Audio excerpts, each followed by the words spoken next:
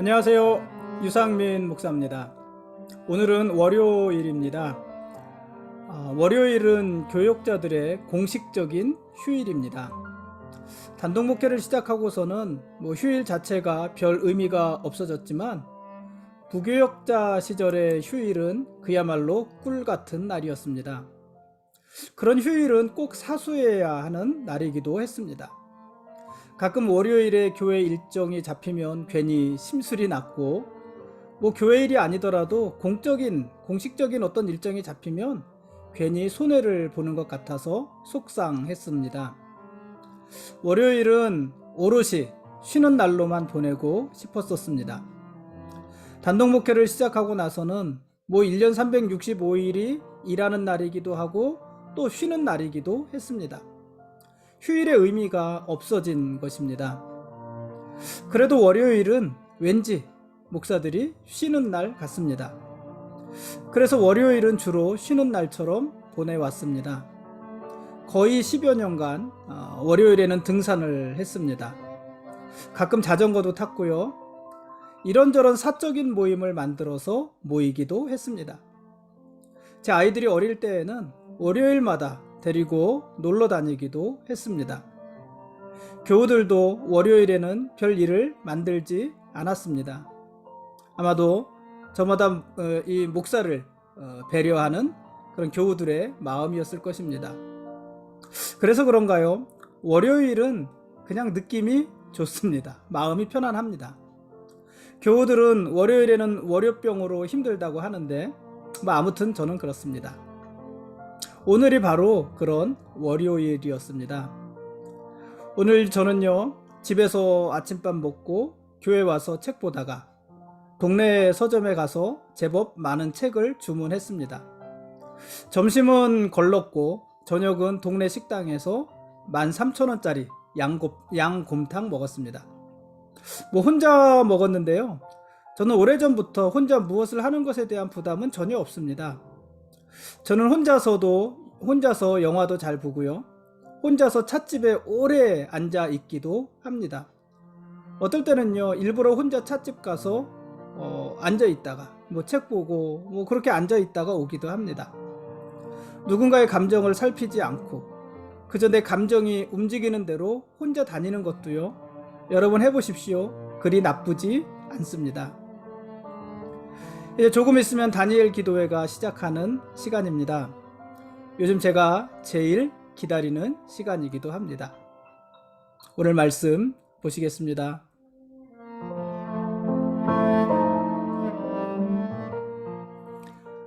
오늘 읽을 말씀은 사도행전 10장부터 12장까지 말씀입니다.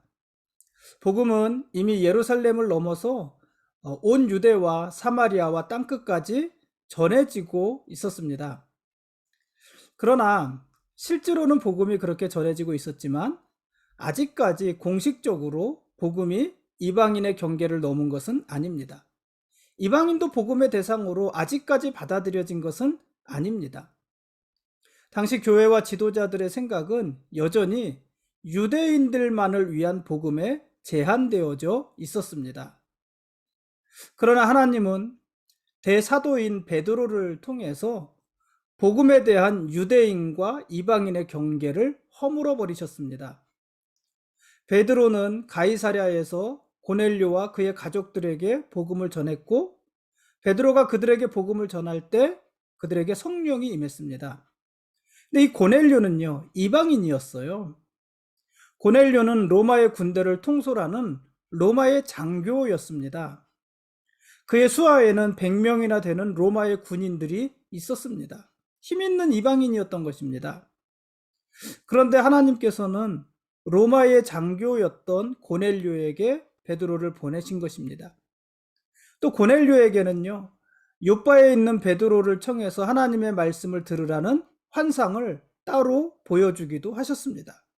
그러니까 베드로에게는 꿈을 통해서 부정한 음식에 대한 꿈을 통해서 고넬료에게 갈 것을 말씀하셨고, 고넬료에게는 요바에 있는 베드로에게 사람을 보내서 베드로를 청하여 말씀을 들으라는 환상을 보여주셨고, 그렇게 각각의 환상을 보여주심으로 베드로를 고넬료의 집에 보내시고 고넬료의 집에 복음을 전하게 하신 것입니다. 이 욥바와 가이사랴는요, 모두 이스라엘의 서쪽, 여기 예루살렘이 있고 요단강 있잖아요. 요단강을 중심으로 동과 서라 그랬고, 서쪽에 예루살렘이 있고, 예루살렘의 서쪽 끝까지 가면은 지중해잖아요. 바닷길이, 해안길이잖아요. 그 해안길, 예루살렘보다 조금 북쪽에 해안길에 욥바가 있고, 그보다 좀 더 위에 가이사랴가 있었습니다. 그러니까 모두 다 해안에 위치한 지역이었는데, 욥바에서 가이사랴까지는 해변길을 따라서 47km입니다. 근데 일직선으로 쭉 나갈 수는 없잖아요. 특히 이제 욥바에서 가이사랴로 가는 그 중간에 늪지대가 있었기 때문에 그곳을 돌아서 가면은 67km 가량 되는 거리입니다. 그러니까 67km면은 사실 짧은 거리는 아니지요. 그래서 사도행전 10장 24절에 보면은 베드로가 욥바에서 가이사랴까지 가는 데에도 이틀이 걸립니다. 그러니까 고넬료가 보낸 사람들이 베드로에게 오고 베드로가 그들을 재우고 그 이튿날 출발을 해서 그 이튿날 가이사랴에 도착을 하니까는 이틀 만에 가이사랴에 도착을 하는 것입니다. 그렇게 베드로가 고넬료의 집, 가이사랴에 있는 고넬료의 집에 방문해서 그들에게 복음을 전하고, 그들에게 복음을 전할 때 성령이 그들에게 임하셨습니다. 그런데 그것은 그러니까 베드로가 고넬료의 집에 복음을 전하고 복음을 전할 때 성령이 임하신 그 사건은 하나님께서 이방인을 향한 선교의 문을 여시는 일이었습니다. 공식적으로 이방인을 향한 선교의 문을 여시는 일이었습니다. 하나님은요, 누구를 이방인을 위한 사도로 세우셨습니까? 바울이잖아요. 하나님은 바울을 이방인을 위한 사도로 세우셨습니다. 그러나 이방인을 향한 선교의 문을 연 사람은 바울이 아니라 베드로였었던 거예요. 어쩌면 생각해 보면은 그랬기 때문에 이방인을 향한 선교의 문이 더 빨리 그리고 더 활짝 열렸던 것인지도 모릅니다. 그러니까 바울이 열지 않고 베드로가 문을 열었기 때문에 그렇다는 말입니다. 유대에 있는 사도들과 형제들은요, 이방인들에게도 하나님의 말씀이 전해졌다는 소식을 들었고, 또 베드로가 할례받지 못한 자들, 고넬료의 집안을 말을 하는 거예요. 그 할례받지 못한 자들의 집에 들어가서 그들과 함께 먹었다는 소식을 듣고는 베드로를 비난했습니다. 있을 수 없는 일이라는 것이에요. 이방인들에게 복음을 전한 것도 잘못이고, 그들의 집에 들어가 그들과 함께 음식을 나눈 것도 잘못이고, 다 잘못이라는 것입니다. 그때 베드로는 하나님께서 자기에게 보여주신 환상과 또 고넬료에게 보여주신 환상을 소개하면서 이방인에게 복음을 전하는 것이 하나님의 뜻이고, 그러므로 이방인에게 복음을 전하는 그 일, 하나님의 뜻을 아무도 막을 수 없다고 이야기를 합니다. 그러자 다른 사도와 형제들도 베드로에게 반박할 수가 없었습니다. 왜냐하면 베드로였기 때문에도 반박할 수가 없었고, 그것이 분명한 하나님의 일이었기 때문에도 반박할 수가 없었습니다. 그리고 그들이 고백을 하는데 하나님이 이방인들에게도 생명 얻는 회개를 주셨다, 이렇게 인정을 해야만 했습니다. 베드로였기 때문에 이런 모든 일들이 가능하지 않았겠느냐 하는 것입니다. 만일 바울이 이방인을 향한 선교의 문을 공식적으로 열었다면 바울은 아마도 엄청난 교회의 반대와 핍박에 직면을 했을 것입니다. 어쨌든 그렇게 베드로를 통해서 이방인을 향한 선교의 문이 공식적으로 열렸습니다. 한편 하나님은요, 베드로를 통해서뿐만 아니라 이방인을 향한 선교의 문을 아주 다방면으로 여섰습니다. 예루살렘에 박해가 오자 성도들은 베니게와 구브로, 안디옥으로 흩어지면서 복음을 전했습니다. 그 가운데 구브로와 구레네 출신 몇 사람이 유대인에게만 복음을 전하는 관행을 깨고 안디옥의 이방인들에게도 복음을 전했습니다. 그러니까 처음에는 유대인들이 흩어지면서도 유대인들끼리만 복음을 나누었는데 이방인들에게 복음을 전하기 시작했다는 것입니다. 근데 이방인들에게 복음을 전하기 시작했을 때 주님의 손이 그들과 함께 했고, 수많은 사람들, 수많은 이방인들이 믿고 주님께 돌아왔습니다. 11장 21절 말씀 이야기입니다. 그렇게 돌아온 사람들이 모여서 안디옥 교회가 된 것이고요. 그 안디옥 교회는 예루살렘 교회와 함께 선교의 가장 중요한 전초지가 되는 것입니다. 안디옥 교회의 소식을 들은 예루살렘 교회는요, 이방인들이 세운 교회잖아요, 사실은. 그 소식을 들은 예루살렘 교회에서는 그들을 비난하는 대신에 바나바를 안디옥까지 보내서 안디옥 교회를 정상적으로 돌보게 했습니다. 그리고 바나바는 다소에 있던 바울을 안디옥으로 데리고 와서 안디옥에서 1년간 큰 무리들을 함께 가르쳤습니다. 그리고 그들은 안디옥에서 비로소 그리스도인이라 일컬음을 받게 되었습니다.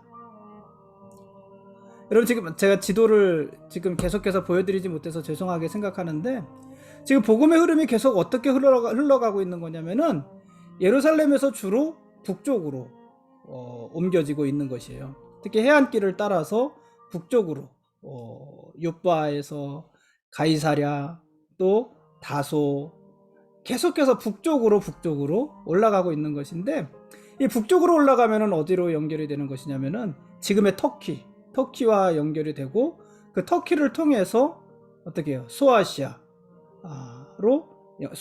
그리고 그 넘어서 그리스 그리고 로마까지 연결이 되어지는 것입니다. 물론 이제 배를 타고도 로마까지 가게 되고, 그 북쪽 길을 통해서도 복음이 그렇게 유럽으로 들어가게 되는 것이에요.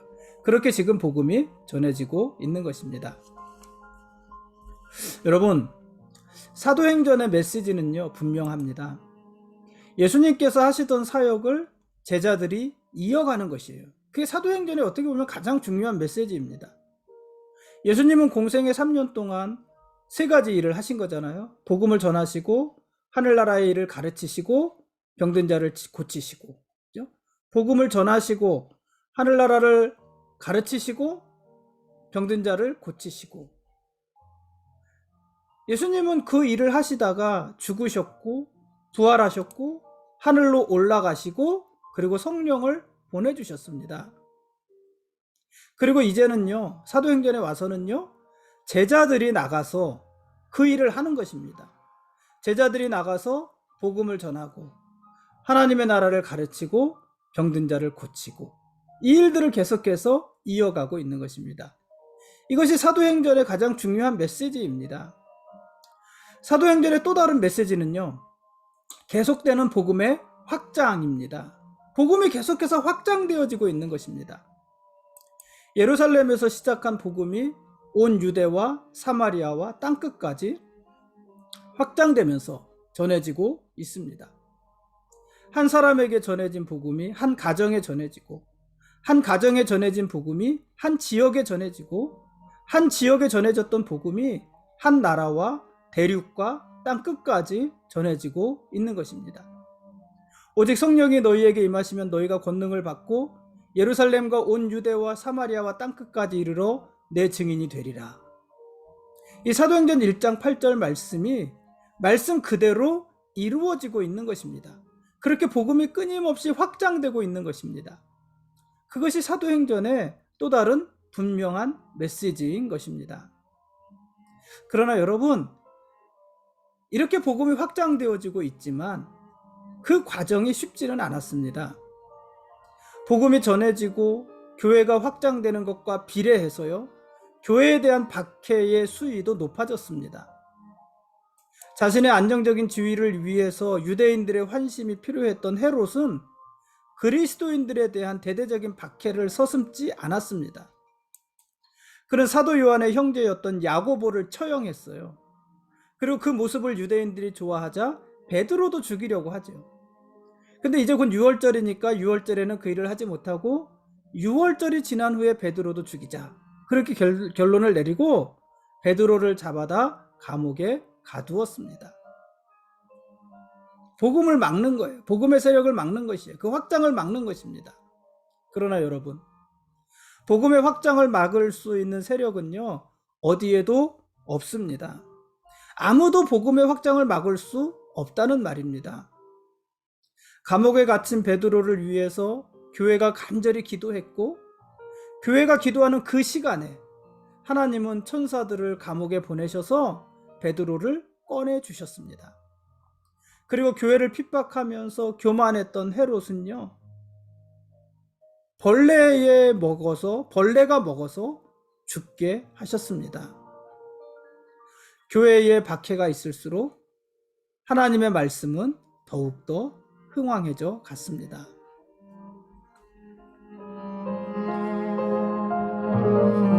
지금까지 사도행전 10장부터 12장까지 말씀에 대한 길라잡이였습니다. 내일 읽을 말씀은요, 사도행전 13장부터 15장 35절까지 말씀입니다. 왜 15장 전체가 아니고 35절까지 끌었을까요? 거기까지가 이제 사도 바울의 1차 전도 여행입니다. 그래서 사도 바울의 1차 전도 여행에 대한 이야기를 내일 읽겠습니다. 13장부터 15장 35절까지입니다. 우리가 지금 읽고 있는 이 사도행전에는요, 성령이 임하시는 장면이 많이 나옵니다. 성령이 교회에 임하고 성도들에게 임하시는 장면이 많이 나옵니다. 예수님이 부활하고 승천하신 후에 마가의 다락방에 모인 120여 명의 성도들이 전심으로 기도할 때 성령이 임하셨습니다. 그렇죠? 사도행전 2장의 내용이에요. 또 베드로와 요한이 사마리아 성에서 성도들에게 안수하면서 그들이 성령 받기를 위하여 기도할 때, 안수하면서 성령 받기를 위하여 기도할 때 그들에게 성령이 임하였습니다. 8장 14절에서 17절까지 말씀이에요. 그리고 오늘 읽을 말씀에서는요, 기도할 때도 아니고 안수할 때도 아니고요, 베드로가 가이사랴에 있는 이방인 고넬료의 집에서 말씀을 전할 때 그 말씀을 듣는 모든 사람들이 성령을 받았습니다. 그러니까 성령이 임하시는 것은요, 어떤 특정한 상황에서만 임하신 것이 아니에요. 제자들이 기도할 때도 성령이 임하였고, 제자들이 안수하면서 성령이 임하시기를 기도할 때에도 성령이 임하였고, 제자들이 하나님의 말씀을 전할 때 그 말씀을 듣는 무리들에게도 성령이 임하신 것입니다. 성령은 아주 다양한 방법으로 임하셨고 다양한 사람들에게 임하셨습니다. 그러니까 유대인들에게만 임하신 것이 아니라 이방인들에게도 성령이 임하셨습니다. 그리고 성령이 임하실 때마다 복음은 더욱더 확장되어져 갔습니다. 그러므로 여러분, 성령을 사모하시고요, 여러분에게 성령 부어주시기를 위해서 기도하십시오. 서로가 성령 받기를 위해서 기도하시고요, 필요하다면 목회자의 안수도 받으십시오. 그리고 무엇보다도 하나님의 말씀을 잘 들으십시오. 어떻게 잘 들어요? 하나님의 말씀을 겸손함으로 들으시고요, 순종의 각오를 가지고 들으십시오. 우리가 그렇게 할 때 어느 순간 우리에게도 성령의 충만함이 임하실 것이고, 그 성령께서 우리의 삶을 구체적으로 인도해 주실 것입니다. 오늘은 여기까지 하겠습니다. 예수님이 우리의 왕이십니다. 그리고 우리는 그분의 거룩한 백성들입니다. 고맙습니다.